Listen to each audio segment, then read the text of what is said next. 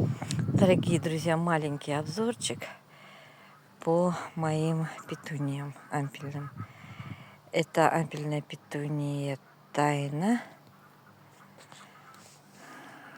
Петунии я сажала в июле месяце. Вот в эти горшки. Это Тайдал Сильвер. Это Тайдал Ретвелер.